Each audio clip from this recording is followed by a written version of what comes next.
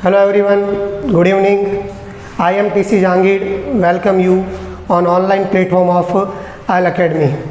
Friends, आज के हम इस सेशन में वोकैबुलरी डिस्कस करेंगे और वोकैब का एक बहुत ही इम्पॉर्टेंट टॉपिक है कंफ्यूजिंग वर्ड्स, उसको आज हम डिस्कस करने वाले हैं. गाइस, लगभग सभी एग्जाम्स में इस टॉपिक से संबंधित क्वेश्चन पूछे जाते हैं. अब वो चाहे बैंकिंग का एग्ज़ाम हो, चाहे एसएससी का कोई एग्ज़ाम हो, चाहे आरपीएससी कोई एग्ज़ाम हो या और भी कोई भी कॉम्पिटिटिव एग्ज़ाम हो, उसके अंदर कंफ्यूजिंग वर्ड्स एक वोकैब का इम्पॉर्टेंट टॉपिक है और इससे संबंधित क्वेश्चन पूछे जाते हैं. तो आज की इस क्लास में हम डिस्कस करेंगे कंफ्यूजिंग वर्ड्स कौन से होते हैं, वो कंफ्यूज कैसे करते हैं और कुछ इम्पॉर्टेंट कंफ्यूजिंग वर्ड्स को डिस्कस करेंगे. सबसे पहले बात करते हैं कंफ्यूजिंग वर्ड्स क्या होते हैं. गाइस, इंग्लिश लैंग्वेज में ऐसे बहुत सारे वर्ड्स हैं जिनकी स्पेलिंग मिलती जुलती है, उनका उच्चारण भी सेम है लेकिन उनकी मीनिंग कम्प्लीटली डिफरेंट है. या ऐसे बहुत सारे वर्ड्स हैं जिनके एक से अधिक मीनिंग निकलते हैं. तो इन वर्ड्स को कंफ्यूजिंग वर्ड्स की कैटेगरी में रखा जाता है और अक्सर एग्जाम्स में क्वेश्चन पूछे जाते हैं. तो चलिए शुरू करते हैं, कुछ कंफ्यूजिंग वर्ड्स देखते हैं. फ्रेंड्स, मैं यहाँ पर दो वर्ड लिख रहा हूँ, ध्यान दीजिएगा. दो वर्ड मैंने लिखे हैं, इनकी स्पेलिंग आपको लगभग सेम लग रही होगी लेकिन थोड़ा सा डिफरेंस है. फर्स्ट जो वर्ड है उसमें ए है यहाँ पर और सेकंड वर्ड में यहाँ पर ई है. अब इन दोनों का प्रोनाउंसिएशन यानी उच्चारण सेम है. इसको भी डुअल प्रोनाउंस करते हैं और इसको भी डुअल प्रोनाउंस करते हैं, लेकिन दोनों के अलग अलग मीनिंग्स हैं और दोनों की स्पेलिंग भी अलग, वो तो दिख ही रही है. ठीक है, चलिए तो देखते हैं कि क्या मीनिंग्स हैं. इनके हम एग्जाम्पल्स भी देखेंगे. तो फर्स्ट डुअल जो लिखा है, इसका मतलब होता है कोई भी ऐसी चीज़ जो दो पार्ट से या दो एलिमेंट से मिलके बनी होती है, उसके लिए हम वर्ड यूज़ करते हैं डुअल, यानी हम कह सकते हैं डबल. जहाँ पर आप डबल वर्ड यूज़ करते हैं वहाँ पर आप डुअल वर्ड भी यूज़ कर सकते हैं. इंग्लिश में मैं यहाँ पर लिख सकता हूँ कंसिस्टिंग ऑफ टू पार्ट्स, जो दो पार्ट से मिलके बना है, टू एलिमेंट से मिलके बना है, उसके लिए वर्ड यूज़ करते हैं डुअल. पार्ट्स ऑफ स्पीच की बात करें तो ये एक एडजेक्टिव है, ध्यान रखना है. और ये जो डुअल है वो नाउन है, इसको भी हम डिस्कस करने वाले हैं. तो डुअल का मतलब है जो दो से मिलके बना है. फॉर एग्जांपल, आपके पास कोई मोबाइल है और उसमें दो सिम कार्ड लगते हैं, तो उसे आप कह सकते हैं डबल सिम कार्ड मोबाइल या डुअल सिम कार्ड मोबाइल. तो I am writing an example here. I have a dual SIM card mobile. चलिए let's discuss the next word.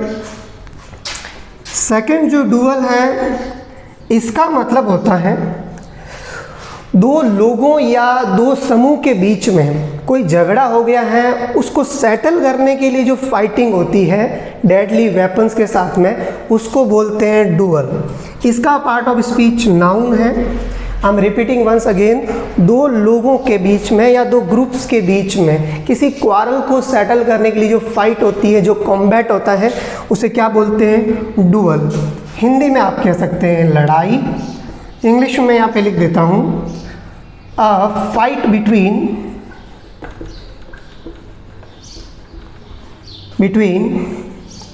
To people और ग्रुप्स. दो लोगों या दो ग्रुप्स के बीच में लड़ाई. टू सेटल अ क्वारल, किसी क्वारल यानी झगड़ा, किसी झगड़े को समाप्त करने के लिए जो लड़ाई होती है उसे कहते हैं dual. Okay, I am writing an example here. The police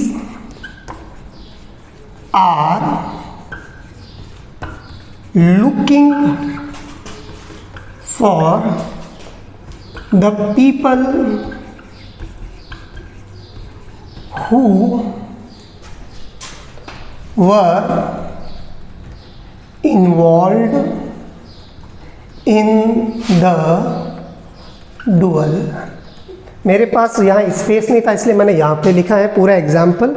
video को पॉज करके आप जो भी बोर्ड पे मैंने लिखा है वर्ड्स को विद इंग्लिश डेफिनेशन और एग्जाम्पल्स के साथ में लिख लीजिए, ठीक है। मैं इसे इरेज कर देता हूँ और बढ़ते हैं अगले वर्ड्स की ओर।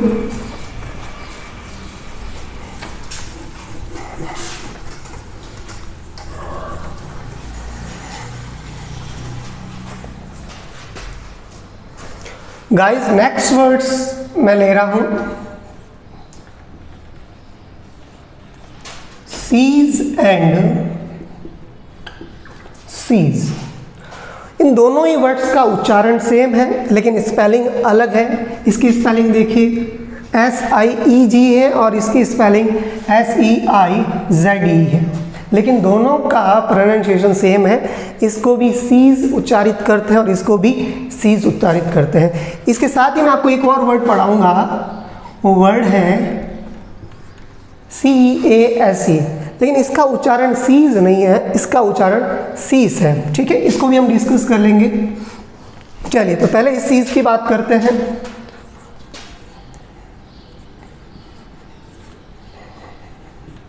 गाइस इस चीज़ का मतलब होता है जब भी कोई पुलिस या कोई आर्मी किसी एरिया को, किसी प्लेस को घेर लेती है, उसकी घेराबंदी कर देती है, तो उस एक्टिविटी को बोलते हैं, उस सिचुएशन को बोलते हैं सीज। हिंदी में कहते हैं घेराबंदी। A situation in which an army or the police surround a place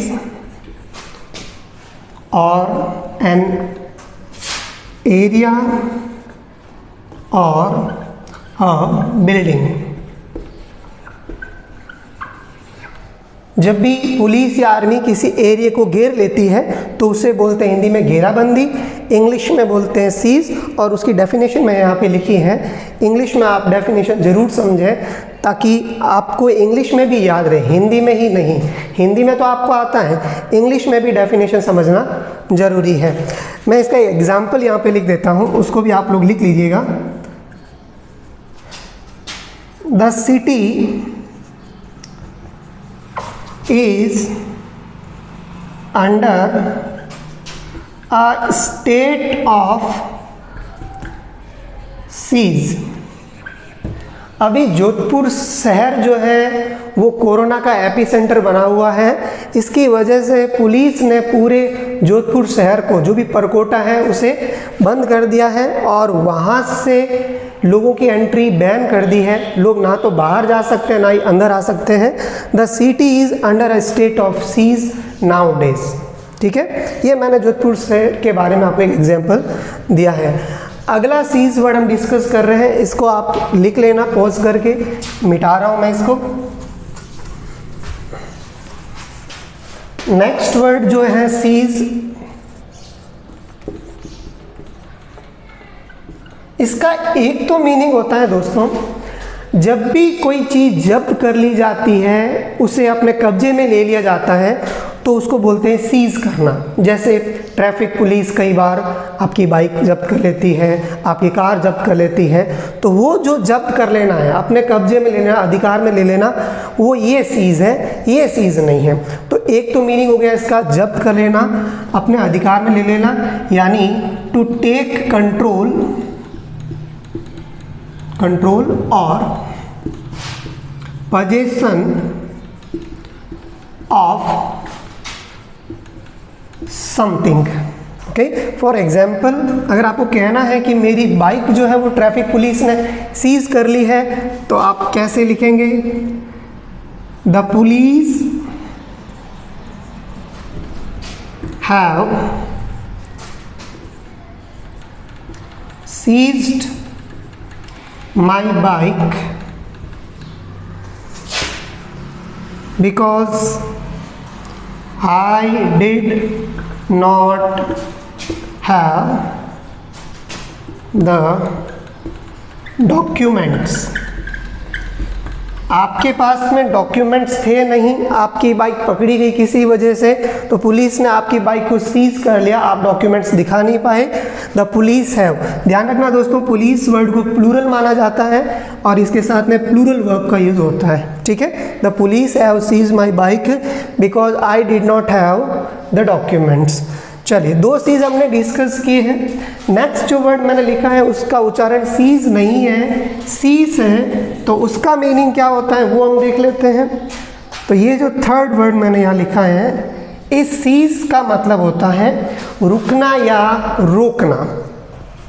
to come to an end, come to an end, रुकना या रोकना। To bring to an end, रुकना या रोकना, फिनिश कर देना, एंड कर देना, सीज होता है। उदाहरण के तौर पे देखिएगा, आपको कहना है कि बारिश रुक गई है, तो आप क्या बोलेंगे? द रेन हैज सीज्ड, बारिश रुक गई है, द रेन हैज सीज्ड। उसी प्रकार से अगर आपको रोकने के लिए इस वर्ब को काम में लेना है तो कैसे लेंगे, देखिएगा।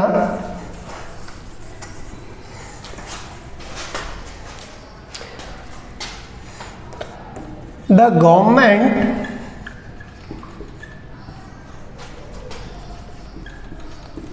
Has seized all types of religious activities in the country on account of corona virus. Corona virus की वजह से सरकार ने पूरे देश में जितने भी धार्मिक एक्टिविटीज़ हैं उन पे रोक लगा दी है। The government has seized all types of religious activities in the country on account of का मतलब होता है की वजह से, कोरोना वायरस की वजह से, कोरोना वायरस के वाइड स्प्रेड की वजह से।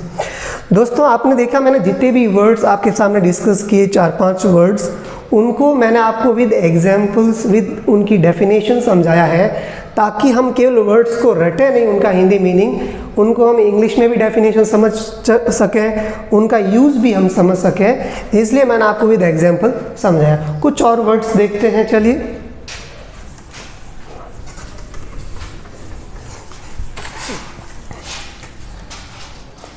दोस्तों, नेक्स्ट वर्ड मैं बोर्ड पे लिख रहा हूँ, ध्यान दीजिएगा। मेटल, और ये जो वर्ड लिखा है इसका भी उच्चारण है मेटल। तो आपके सामने दो स्पेलिंग्स हैं, दो वर्ड्स हैं, और दोनों का प्रोनाउंसिएशन सेम है, लेकिन स्पेलिंग अलग है और मीनिंग्स भी बिल्कुल अलग है। इस मेटल का तो मीनिंग आई गेस आप लोगों ने भी गेस कर लिया होगा। तो इस मेटल का मतलब होता है धातु, एक सॉलिड सब्सटेंस जो यूजुअली हार्ड होता है उसे ये मेटल कहते हैं। और सेकंड जो मेटल है, इस मेटल का मतलब होता है साहस। ध्यान से सुनिएगा, मैंने साहस बोला है, साहस नहीं बोला है, ठीक है। तो मेटल का मतलब होता है साहस यानी करेज। ये वो साहस है जब आप एक डिफिकल्ट सिचुएशन में दिखाते हैं कि ability, determination that you show when you are in a difficult situation. Is that clear? चलिए दोस्तों, तो आज के सेशन में इतना ही। कुछ वर्ड्स हम अगले सेशन में डिस्कस करेंगे। तब तक के लिए have a nice time, enjoy, take care, bye bye.